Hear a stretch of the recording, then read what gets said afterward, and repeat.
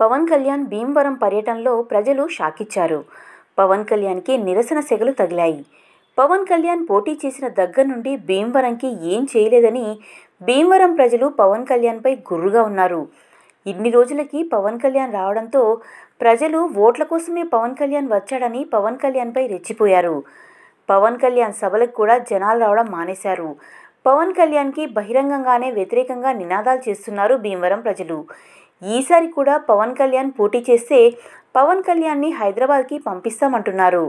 ఇక పవన్ కళ్యాణ్ భీమవరం పర్యటన విషయానికి వస్తే జనసేనాని పవన్ కళ్యాణ్ భీమవరంపై ప్రత్యేక దృష్టి సారించారు. గత ఎన్నికల్లో గాజువాకతో పాటు భీమవరంలోనూ పోటీ చేసిన పవన్ కళ్యాణ్ 2 చోట్ల ఓడిపోయారు. ఈసారి కూడా ఆయన భీమవరం నుంచి పోటీ చేస్తారని ప్రచారం జరుగుతోంది. ఈ నేపథ్యంలో పవన్ కళ్యాణ్ నేడు భీమవరం వచ్చేశారు. వరుసగా ప్రముఖులను కలుస్తూ చర్చలు సాగిస్తున్నారు. ఈ పరిణామాలు చూస్తే పవన్ భీమవరం నుంచి బరిలో దిగడం ఖాయమనే అనిపిస్తోంది.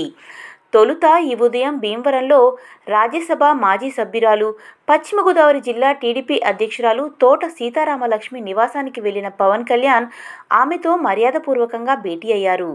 తాజా రాజకీయ పరిస్థితులపై చర్చించారు. ఈ సమావేశంలో జనసేన, టీడీపీ నేతలు కూడా పాల్గొన్నారు. పవన్ కళ్యాణ్ భీమవరంలో ఎమ్మెల్యేగా గెలుస్తారు అనుకుంటే ఎస్ అని, గెలవరు అంటే నో అని కామెంట్ చేయండి.